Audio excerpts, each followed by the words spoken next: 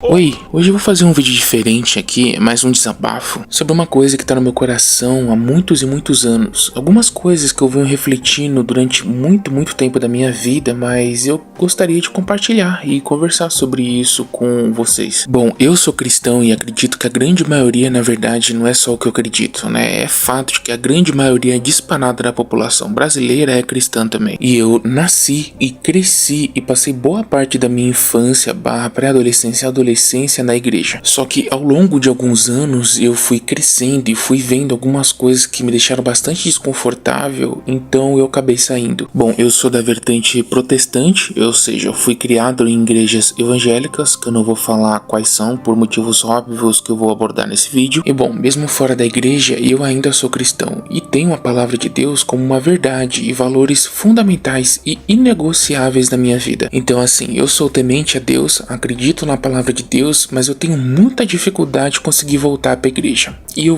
gostaria de compartilhar com vocês o motivo disso, por que eu saí e por que eu tenho tanta dificuldade de voltar. Eu acredito que quanto mais cedo uma pessoa ela for criada com base na palavra de Deus, quanto mais cedo ela for para a igreja, ou os pais lerem a Bíblia, ou criarem os filhos com valores cristãos, mais difícil é para a extrema esquerda, a cultura woke de maneira geral, conseguir fazer uma lavagem cerebral na cabeça dele e sequestrar aquela alma para eles. É por isso que a extrema esquerda e a cultura woke tenta sequestrar o seu filho ainda bem pequenininho, porque quanto mais cedo ele fizer lavagem cerebral na cabeça dele, mais difícil vai ser para reverter isso no futuro. É por isso que a extrema esquerda, a cultura woke de maneira geral, elas usam várias ferramentas diferentes para quebrar e reconstruir o seu filho como escravo comunista. É por isso que eles agem nas escolas, nos desenhos infantis nos últimos 15 anos para cá de uma maneira muito radical. Uma analogia que a gente pode usar é como se o seu filho tivesse num cabo de força, bem no meio, e ambos os lados estão fazendo mais força para ver que consegue puxar ele. O lado da família que verdadeiramente os amam e o da extrema esquerda que quer fazer uma lavagem cerebral na cabeça dele e usá-lo como escravo comunista militante. Por isso é tão importante criar bem o seu filho e dar o máximo de foco possível na criação dele, principalmente quando ele é pequeno. E foi pensando nisso que a minha mãe, desde pequeno, quis dar a melhor criação possível para mim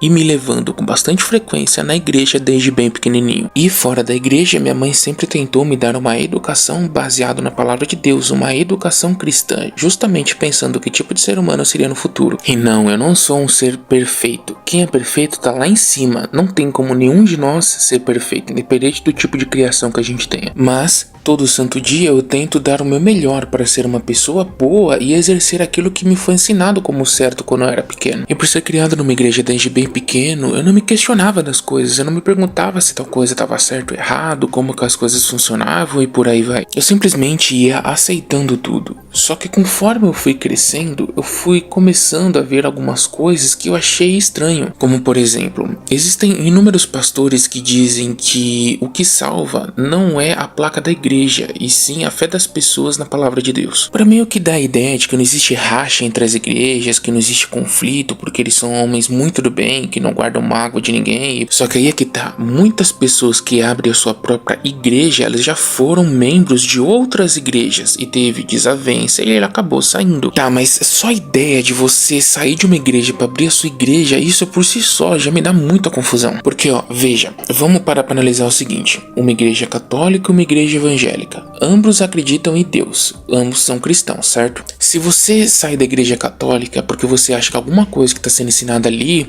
não é coerente com o que está escrito na Bíblia, e para você seguir certinho o que está escrito lá, você tem que sair de lá e seguir outros ensinamentos. Não tem como as duas estarem certas, porque se você trabalha com a ideia de que as duas estão certas, então não tem por que ter racha, então todo mundo tem que seguir o mesmo ensinamento. Então se você tem dois ensinamentos diferentes, é porque necessariamente você acredita que uma tá certa e outra tá errada. E o mesmo vale para as igrejas evangélicas. Não tem como você sair de uma igreja e abrir a sua, sendo que você acha que as duas estão corretas, porque se esse fosse o caso, todo mundo estaria na mesma igreja, concorda comigo? Ah, mas é que eu senti o desejo no meu coração de pregar a palavra de Deus. Bom, se esse é o caso, por que você já não vira pastor na igreja que você já frequenta? Pra que abrir a sua? Mas aí beleza, ele sai e abre a própria igreja. E eles ficam com esse papinho de que o que não salva é placa de igreja, o que salva é a fé.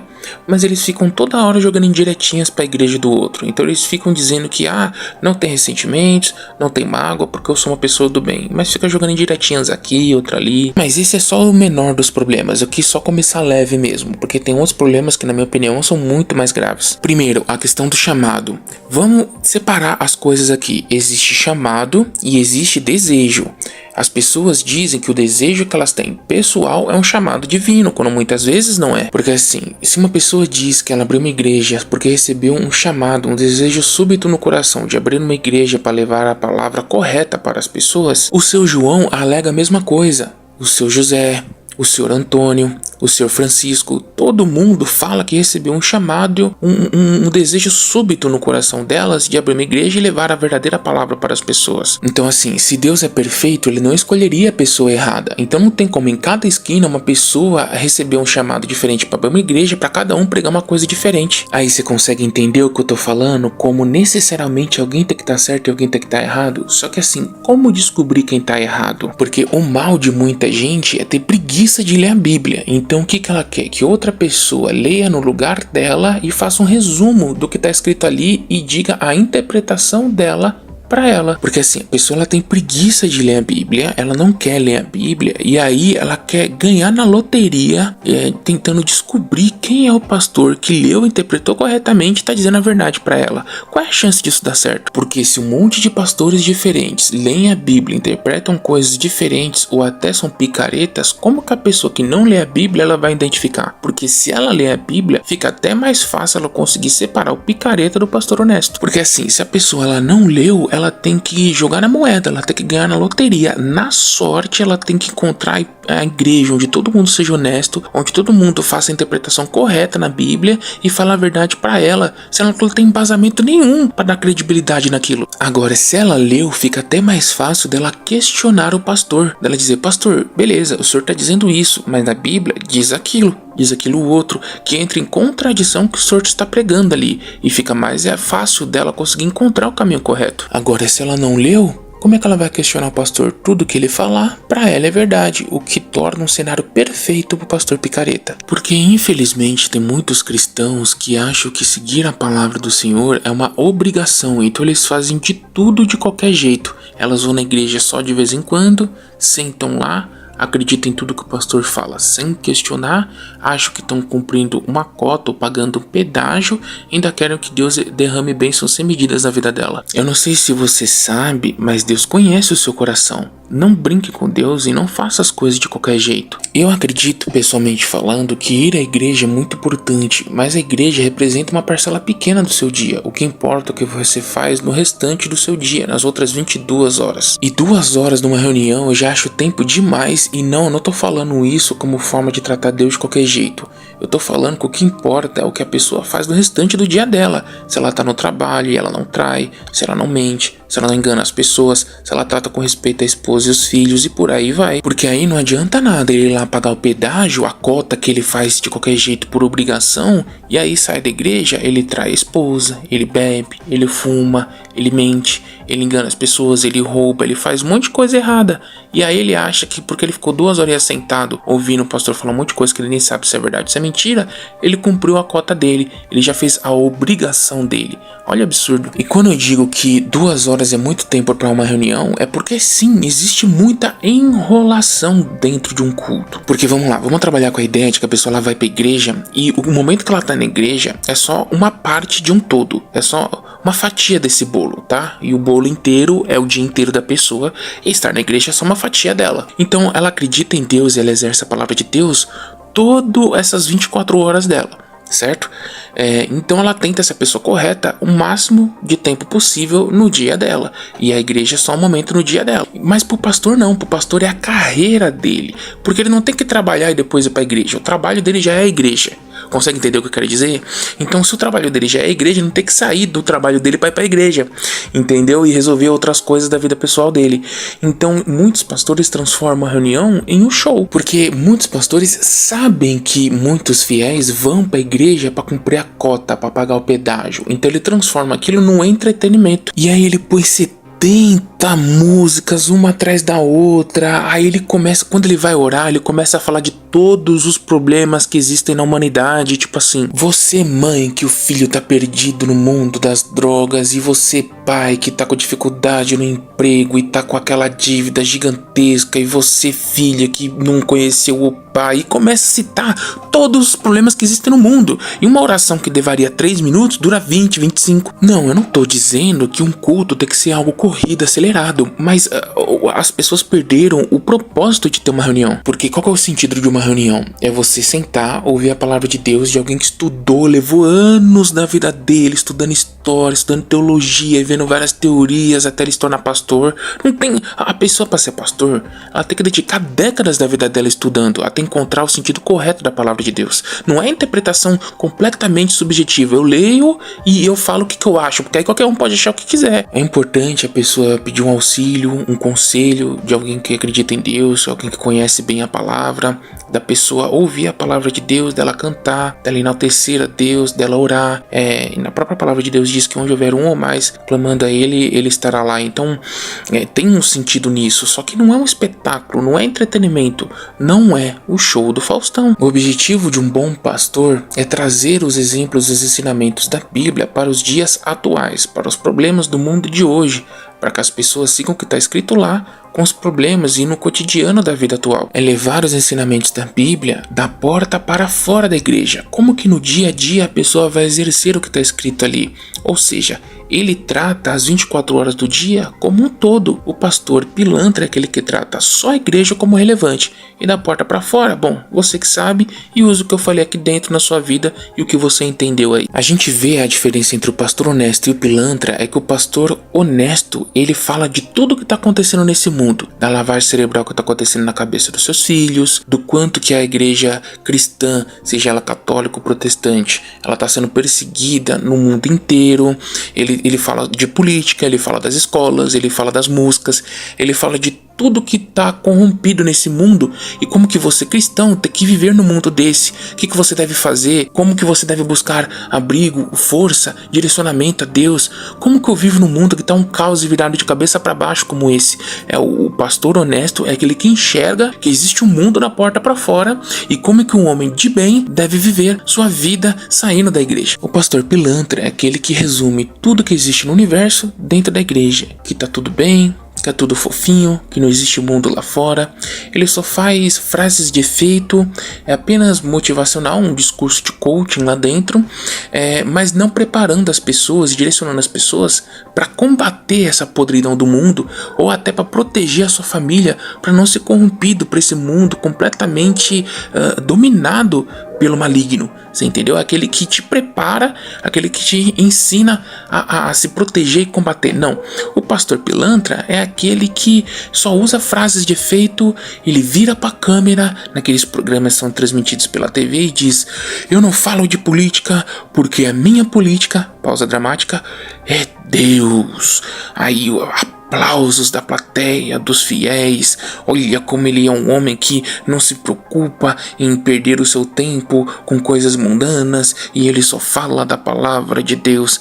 Esse cara é o pilantra. E é engraçado, é curioso como 9 entre 10 desses que falam que não falam de política recebem figuras políticas na sua própria igreja, né? Como prefeitos, governadores, deputados e por aí vai. O que dizer sobre isso? Então, isso é só um dos pontos pelo qual eu não quero falar o nome de nenhuma igreja aqui, tá? Porque tem coisa ainda pior pra falar. Vamos lá. Quando eu era pequeno, eu achava que o pastor, ele tinha uma escolha na vida. Um homem, em determinado ponto da vida dele, ele escolhe ser pastor, ele tem uma escolha: viver para o mundo, trabalhar, empreender e prosperar e conquistar o que esse mundo tem a oferecer. E eu achava que o pastor, ele abdicava de tudo que esse mundo pode te oferecer para dedicar a sua vida em pregar a palavra de Deus e salvar o máximo de pessoas possível. Quando eu era pequeno, eu não sabia que pastor ganhava salário quando eu era pequeno. É aquilo que eu falei pra você, eu realmente acreditava que ele tinha eu vou abrir mão de tudo que esse mundo tem a oferecer, porque tem este mundo onde você trabalha, empreende, ganha dinheiro, e existe um mundo em que você só pensa no que vem depois disso daqui, que isso daqui é só uma vírgula, é só um trechinho do que vem além depois disso. Então o que me importa é a eternidade, que tudo isso daqui é passageiro e a minha vida vai ser para salvar almas. Então eu acreditava que ele não recebia salário, que ele sobrevivia às custas da igreja, comendo, dormindo nas custas da igreja, mas ele não recebia salário, porque eu realmente acreditava que eram vidas separadas, entendeu? Que ele não vivia para esse mundo, e que tanto que toda vez que um pastor ele pedia dízimo ou oferta, eles sempre falavam de aluguel, de conta de luz, de conta de água, e eles nunca falaram de salário. Eles nunca falaram para pagar o meu salário. Nunca ouvi eles falarem isso. Então por isso que eu achava que eles não ganhavam salário. Bom, pelo menos eu não me lembro. E aí o que acontece? Conforme você vai crescendo, você vai entendendo que, poxa, o pastor ele precisa ter uma casa, ele precisa comer, ele precisa sustentar os seus filhos. Então como que ele vai fazer se ele não tem um salário? Então ele precisa ter um salário. Pelo menos não que eu me lembre, tá? Eu não me lembro de ninguém falando sobre pagar salário quando eles pediam dízimo, oferta ou fazer algum propósito.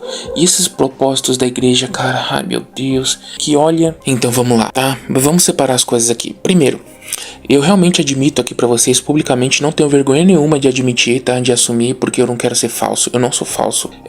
Realmente eu sei que eu tenho que ler a Bíblia. É uma falha que eu tenho. Eu me afastei da igreja, é uma coisa que eu preciso voltar, eu quero voltar, eu tenho esse desejo. Eu preciso ler a Bíblia pra encontrar o caminho correto, e por esses motivos que eu já levantei aqui pra vocês. Então eu não sei se fala que o pastor tem que receber salário e tem que ser um salário X ou Y.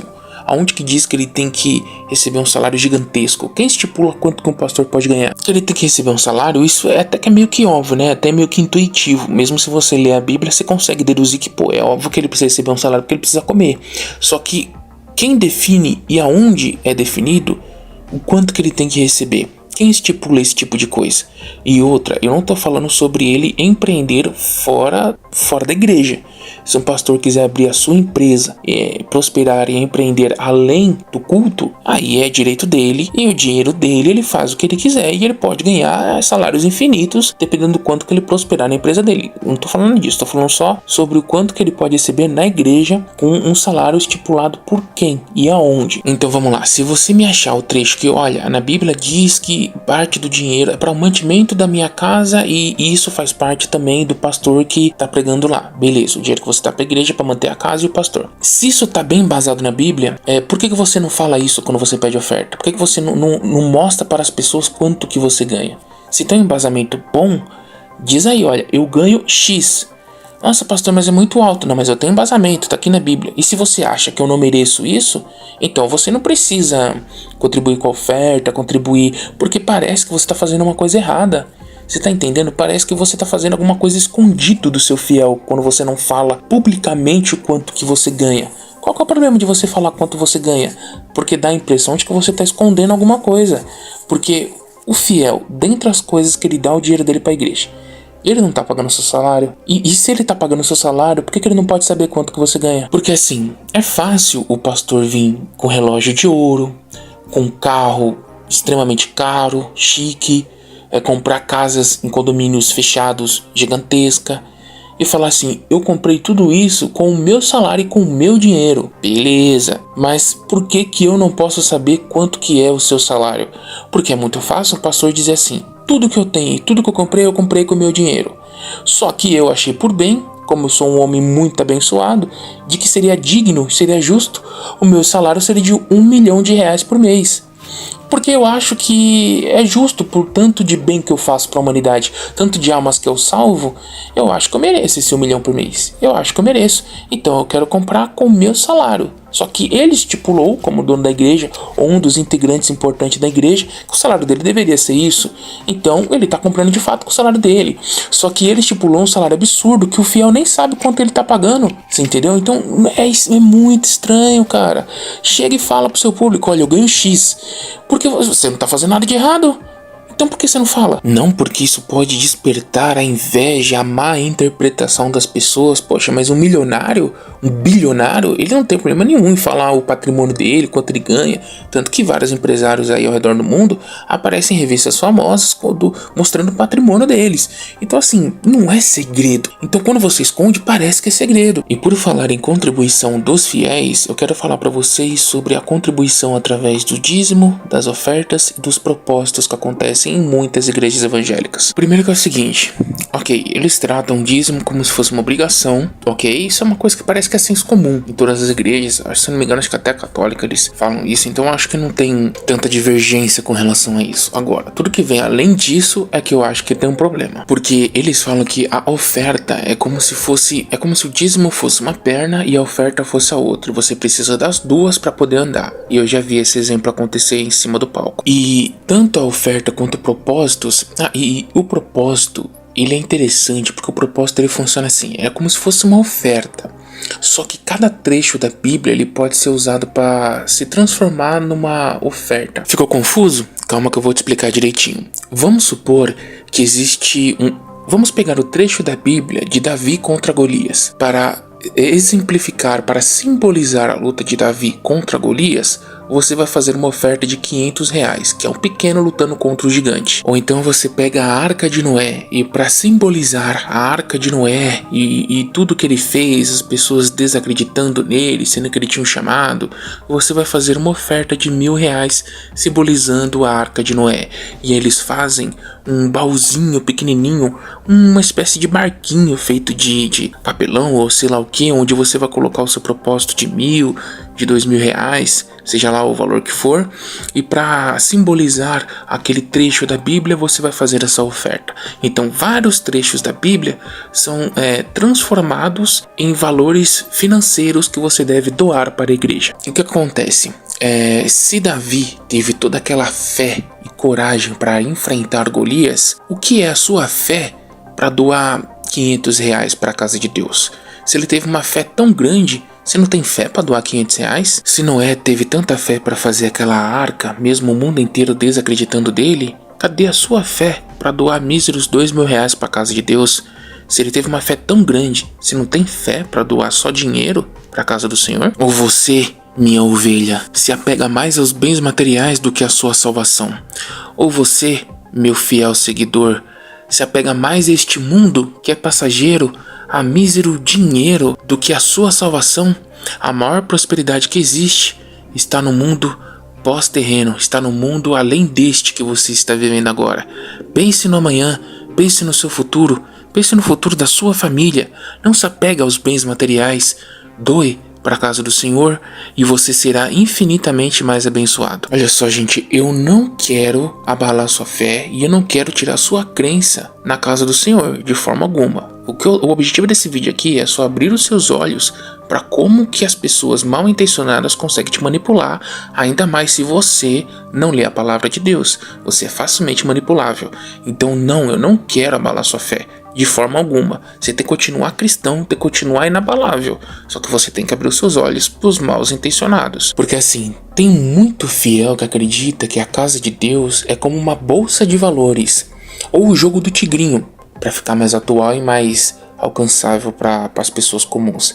Você acha que se você colocar X dinheiro lá, você vai receber 10x de volta, como se fosse um investimento financeiro, como se fosse literalmente uma bolsa de valores ou o jogo do tigrinho. Mas não é assim que as coisas funcionam. Você pode sim receber bênçãos sem medidas na sua vida, só que para isso você tem que estudar, você tem que trabalhar, você tem que ralar muito na sua vida para você receber a recompensa de todo o seu suor, lágrimas, todo o sacrifício que você fez, abdicou de tanta coisa na sua vida para querer prosperar. E se você se manter na linha, não fazer nada de errado, for uma pessoa direita, aí Deus vai te prosperar. Mas isso demora e você tem que ter o conhecimento daquilo. Não é assim, você doa dinheiro para uma igreja e você acha que simplesmente as coisas vão acontecer na sua vida sem você se esforçar, sem você tentar fazer nada diferente, sem você mudar o seu comportamento, a sua rotina, o seu esforço para você receber algo em troca. Você acha que simplesmente você dá o seu dinheiro para uma igreja e milagrosamente alguma coisa, você vai chegar na sua casa e vai ter uma mansão no lugar da sua casa, do nada, vai brotar um carro, do nada, entendeu? Você vai jogar no tigrinho e vai ficar milionário. Não é assim que funciona. A igreja não é uma bolsa de valores. Você tem que doar para a igreja para você manter a igreja, porque você acha que aquela igreja ela faz o bem. Ela prega a palavra corretamente, ela não engana as pessoas, ela tira moradores de rua da rua, ela muda a vida das pessoas. Verdadeiramente as pessoas que estão lá acreditam naquilo. Então você acredita naquela causa e você quer ajudar. Então é assim que tem que ser, algo voluntário, que vem do seu coração, que você acredita verdadeiramente naquilo, porque dar o dinheiro para aquela igreja é fazer o bem, porque aquela igreja faz o bem. É assim que tem que ser, não é bolsa de valores. Sabe quando você está assistindo, por exemplo, a Liga Nerdola, que você já deveria conhecer, e você faz um superchat, ou você faz você vira membro, você consome, compra os produtos que eles divulgam, você acredita na causa, você entendeu? Você não tá fazendo investimento. É claro que existem pessoas que querem aparecer, mas a grande maioria, eles acreditam no que está sendo defendido ali, eles acreditam na mensagem, eles acreditam nas pessoas, eles acreditam na causa, eles acreditam no bem maior, e eles tiram do bolso deles para ajudar a Liga Nerdola. Então, uma igreja, claro que eu não estou comparando um grupo de pessoas com a casa de Deus, mas eu estou falando no sentido de que a igreja, você tem que acreditar na causa. Você acredita que um pastor é honesto, é do bem, faz o bem, dedicam suas vidas para salvar almas e ajudar as pessoas e mudar a vida delas. Então você acredita naquilo, você vai lá e doa com tudo transparente. Olha, a conta da igreja é X, o salário dos funcionários da limpeza e da manutenção é Y, meu salário é Z, e assim vai, tudo transparente, sem enganação, sem segredos dos seus fiéis. Porque qual que é o argumento de muitas igrejas? Olha, essa igreja, ela faz o bem e ela é uma ferramenta do Senhor. Então, se você ajudar a manter essa ferramenta do Senhor ativa, então você está fazendo bem e como recompensa Deus vai te abençoar. Só que aí é que tá, quando ele anda na rua e ele doa um prato de comida para o morador de rua, ele não tá fazendo bem? Quando ele é fiel à sua esposa, mesmo várias mulheres no trabalho dele dando em cima dele, mas ele se mantém firme, ele não tá fazendo bem? Quando ele educa os seus filhos, ele se dedica, ele é presente na vida dos filhos, ele passa bons valores, ele lê a Bíblia para os filhos, ele leva o filho para a igreja desde pequeno, ele não tá fazendo bem? Quando ele não mente para subir na carreira dele, ele não tá fazendo bem? Então assim, fazer o bem implica, isso engloba tantos fatores diferentes que eu acho que você vai ser recompensado por fazer o bem de diversas formas diferentes. E é como eu disse, a igreja, ela é uma fatia do bolo. O dia tem 24 horas. Você não pode resumir toda a importância do que ele deve fazer como certo e errado dentro de 2 horas. 2 horas que deveriam ser bem aplicadas e não usar aquilo para fazer um show, um espetáculo para encher linguiça, entendeu? Então, o todo é que é o importante. E se ele estudar educação financeira, se ele investir, se ele empreender, ou se ele for um bom funcionário, se ele se dedicar, ele vai prosperar. E se ele for uma pessoa íntegra, em 24 horas por dia do dia dele, ou não sendo uma pessoa perfeita, como eu também não sou, mas tentando ser o melhor que ele pode, ou melhor hoje do que ele era ontem, ou melhor amanhã do que ele é hoje, ele já vai ser. Deus está em todos os lugares, ele vê aquela pessoa, ele conhece o coração de cada um, entendeu? Então assim, é tantos fatores, cara, é tantas coisas que podem ser tiradas fora de contexto. Esse parágrafo pode ser usado a meu favor, aquele ali não, aquele ali a gente finge que não existe. Existem várias igrejas que assim, se você faz um determinado propósito, você fica de um lado da igreja. Se você não faz, você fica do outro. Então você se sente acanhado. Se você faz o propósito, você ganha uma gravata do pastor, ou a meia do pastor que tá abençoada. Eu já vi coisa parecida com isso acontecer, cara. E eu sei o que você tá pensando. E aí, se o cara ele faz o propósito, ele usa tal roupa. O cara que não faz, ele não usa. O cara que faz, ele toma tal coisa. O cara que não faz, ele não toma. Tem até uma vez, eu já vi casos de pastor que falou assim: você que tá fazendo tal propósito, grita. Você que não tá fazendo, primeiro ele mandou quem tá fazendo o propósito gritar, aí todo mundo gritou. Depois ele falou assim: quem não tá fazendo, grita também. E aí o pessoal gritou. E aí ele falou: tá vendo, você que não tá fazendo, o seu grito ele é mais fraco, porque você não tem tanta fé. Mas na verdade não, a grande maioria ali estava fazendo proposta. Então é óbvio que o grito vai ser muito mais alto. Ele vai ser muito mais escandaloso pelo fato de ser um número muito maior de pessoas, e quem não tá fazendo, ele é um número muito menor, então é óbvio que não vai fazer tanto barulho. Então tudo eles falam que é porque você não tem fé. Sua fé, ela não é grande o bastante. Então, por exemplo, você quer mostrar o quanto que você tem fé. Aí você vende TV, você vende carro, você vende tudo que você tem, porque você verdadeiramente acredita no que o pastor está falando. Se você não ficar abençoado em 6 meses, e eu já explico por que 6 meses, é porque você não doou com fé. Você tinha dúvida no seu coração, e essa dúvida no seu coração fez com que você não fosse abençoado como nós pregamos aqui. Então, você fala, aí você fica, cara, o que eu tô fazendo? O que eu tô fazendo? E por que 6 meses? Porque existem propósitos que são repetidos a cada 6 meses. Então você faz um propósito e depois de 6 meses ele faz de novo. E aí para não se sentir excluído, a cada 6 meses tem que ficar fazendo a mesma coisa. Então você tem que recuperar tudo que você doou, ser abençoado em tudo que eles te prometeram e doar tudo de novo daqui 6 meses para receber mais bênçãos nesse próximo propósito e ir nesse ciclo de novo. Muitas pessoas nesse período ou saem da igreja ou se afastam nesse ciclo de propósito, e depois elas voltam ou vão para uma outra igreja que não tem esse tipo de propósito. E o argumento é sempre o mesmo: essas pessoas não têm fé, a fé delas é pequena. Enquanto elas são covardes, você que ficou e vai até o final, você vai receber a bênção que aquela pessoa não vai receber. Aquela pessoa que saiu da igreja ou se afastou nesse período desse propósito grande que a gente está fazendo a cada 6 meses. Bom, pelo menos na minha época era 6 meses, não sei como é que tá hoje em dia. Aquela pessoa que saiu, ela não vai receber aquela bênção, e você vai receber a sua bênção e a bênção dela. Porque você tem coragem, você tem fé e você foi até o fim. Meio que não tem pra onde correr, consegue entender? Tá vendo a importância de você, aliás, todos nós, e eu me incluo nisso, lermos a Bíblia, pra gente ter embasamento pra questionar.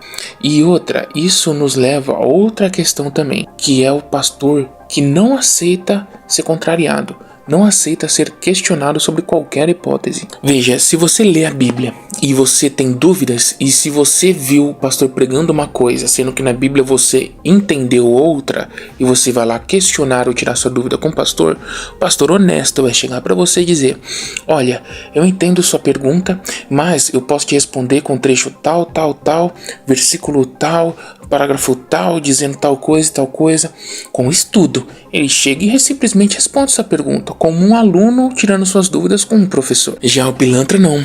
O pilantra, ele vai chegar pra você e vai dizer que as dúvidas que você tá tendo é as forças do maligno agindo na sua mente, colocando dúvida no seu coração para te tirar do caminho da fé. Então não deixe essas dúvidas ficar no seu coração.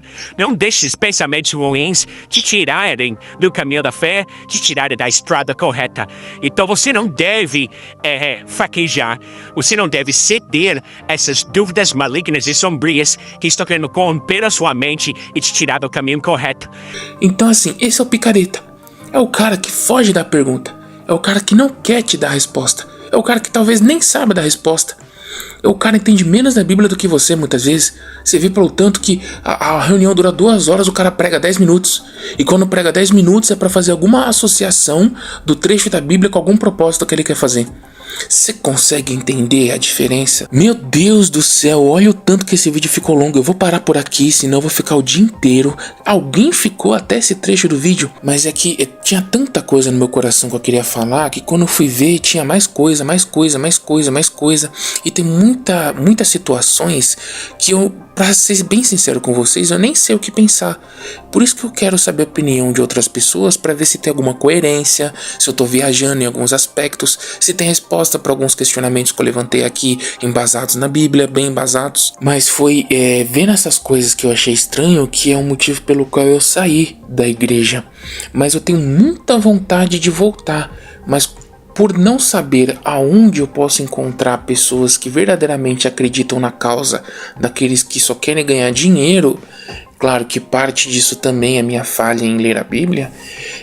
Eu não consigo voltar por mais que eu tenha vontade, por mais que eu sinta no meu coração a necessidade, principalmente por esses tempos que nós estamos vivendo hoje em dia. Eu nem sei quem é que chegou até aqui pelo tamanho do vídeo. De qualquer jeito eu vou entregar ele na mão de Deus, não sei qual é o alcance, mas se você chegou até aqui, pô, me ajuda aí, curte, comenta, se inscreve, compartilha, me dá essa força, porque o YouTube ele massacra canais pequenos, então se não tiver engajamento eu não consigo ir pra frente. Eu acho muito importante quando criadores de conteúdo bem grandes e relevantes, eles falam de Deus, tá? Como por exemplo Heróis e Mais, como o próprio Cross, que às vezes tem vídeos que ele para o conteúdo só pra falar de Deus, e pessoas que têm um alcance bem grande, uma relevância, uma influência grande, poxa, eu acho isso tão bom, tão gostoso, sabe?